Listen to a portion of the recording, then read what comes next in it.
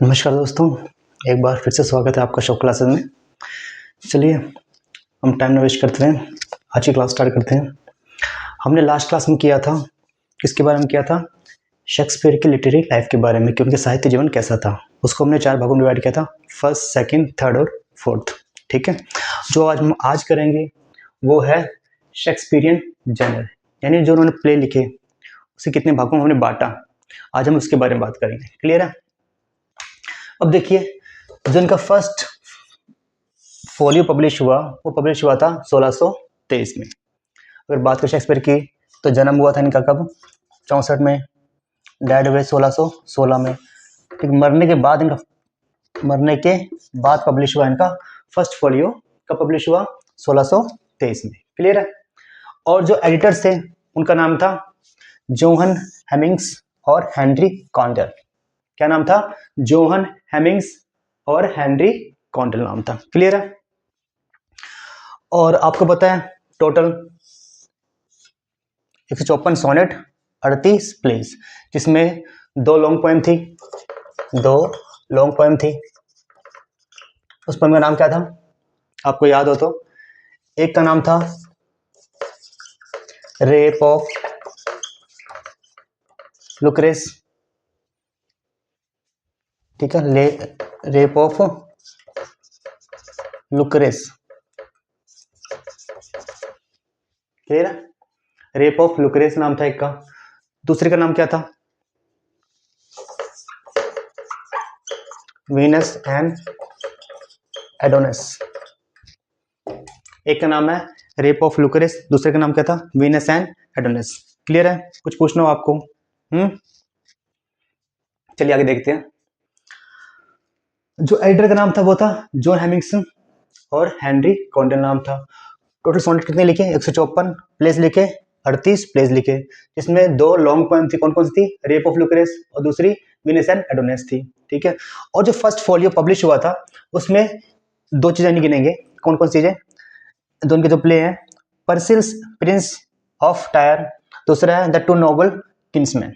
Clear है? Pericles prince of Tyre, the two noble kinsmen, ये दोनों के दोनों फर्स्ट फोलियो में पब्लिश नहीं हुए थे। क्लियर है? कई बार क्वेश्चन आ जाएगा कि ऐसी कौन सी 2 प्लेस थी जो फर्स्ट फोलियो में पब्लिश नहीं हुए, तो ये नाम आएगा परसिल प्रिंस ऑफ टायर या फिर the two noble of kinsmen. Clear है? अब कैटेगरी की बात करें इनकी, तो कैटेगरी कैसी है? जो उन्होंने लिखा उसको डिवाइड किया हमने 5 भागों में। पहला है रोमांटिक कॉमेडी, ठीक है, दूसरा है शेक्सपियरियन ट्रेजेडी, तीसरा है हिस्टोरिकल प्लेस, चौथा है प्रॉब्लम प्लेस और पांचवा है शेक्सपियरियन रोमन प्लेस। क्लियर है? पहला कौन सा है?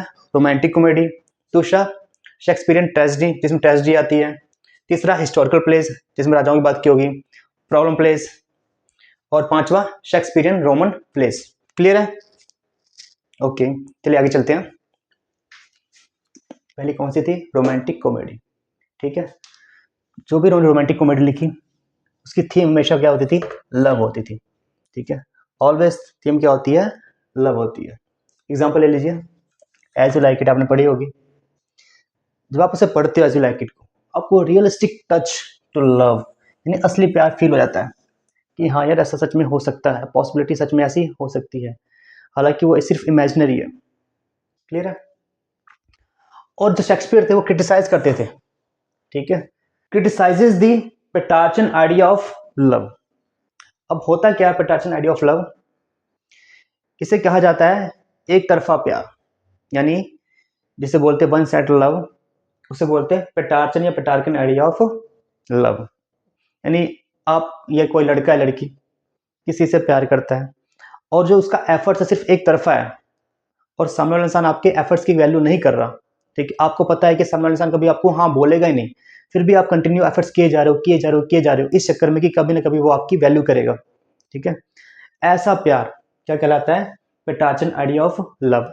इन शॉर्ट में उस लड़का या लड़की को अपना प्यार एंड के अंदर मिलता ही नहीं है, जितना मर्जी वो एफर्ट्स कर ले। ठीक है, ऐसा प्यार कहलाएगा Petrarchan idea of love.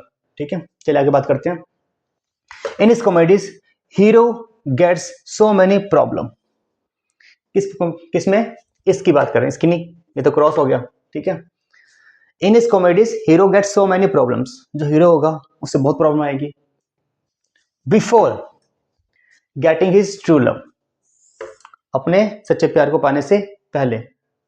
But get happy endings, लेकिन इसमें क्या होगा, उसको लाइफ में हैप्पी एंडिंग मिल जाएगी। यानी इसमें अगर किसी बंदे ने प्यार किया है रोमांटिक कॉमेडी में, ठीक है, और प्यार करवाया है शेक्सपियर ने, तो होगा क्या, इनको एंड में अपना प्यार मिल जाएगा, ठीक है। लेकिन इसमें कंफर्म है एंड में प्यार मिलेगा ही नहीं, ठीक है। All set in an imaginative world far away from real world. अब जो इनका प्लॉट होता था, किसका प्लॉट होता था, शेक्सपियरियन जैनर का जो प्लेट होता था या प्लॉट होता था, वो कैसा होता था, इमेजिनेटिव होता था, पूरी काल्पनिकता पर आधारित होता था, ठीक है। तो क्या होता, world far away from the real world, जिसका रियल वर्ल्ड से कोई मतलब ही नहीं होता था, ठीक है। एग्जाम्पल ले लो, जैसे कि मैजिकल फॉरेस्ट का नाम आता है मिडसमर नाइट्स ड्रीम में, उस प्ले के अंदर। फॉरेस्ट ऑफ एडन का नाम आता है किसके अंदर, एज यू लाइक इट के अंदर, ठीक है। जो क्या है, एक मैच्योर कॉमेडीज है, ठीक है, क्या है, एक मैच्योर कॉमेडीज है, ठीक है। और जो मैच्योर कॉमेडीज होती है, जैसे कि ये है एज यू लाइक इट, इसमें यूज क्या होता है, ह्यूमर का यूज होता है। किसका यूज होगा, ह्यूमर का। और deals with serious issue, clear है। जैसे कि क्या होगा, इशू ऑफ पावर, इसमें भी पावर की बात होती है। पावर यानी भाई भाई को मार रहा है, ये भाई भाई को जान से मारना चाहता है, ठीक है, ये पावर की बात आ गई। कोर्ट पॉलिटिक्स होता है ना एज यू लाइक इट में, कोर्ट होता है, पॉलिटिक्स आती है, ठीक है। इशू ऑफ क्रॉस ड्रेसिंग,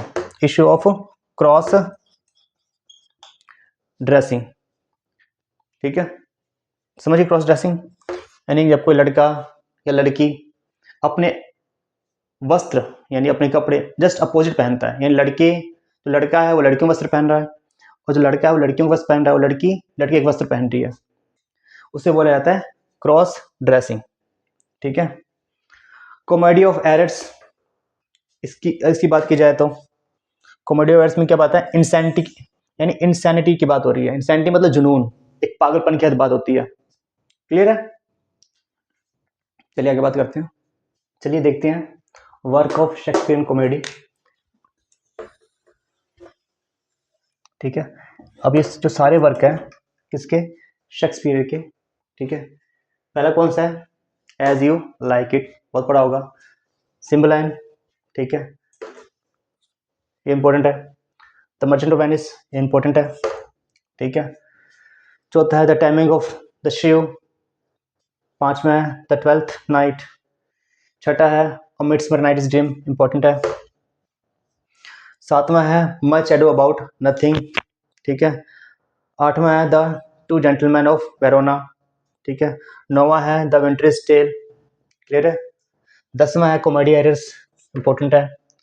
11वां है love is labour is lost, the पर्सल Prince of tyre, important है। द टेम्पेस्ट, इंपॉर्टेंट है, क्लियर है। जिस मैंने चेक लगाया वो प्लीज उसको ढंग से याद कर लेना, ठीक है, वो सारे इंपॉर्टेंट्स हैं, उसको डिटेल में पढ़ लेना, क्लियर है। अब इसका आप स्क्रीनशॉट ले सकते हैं, बैठ जाता हूँ।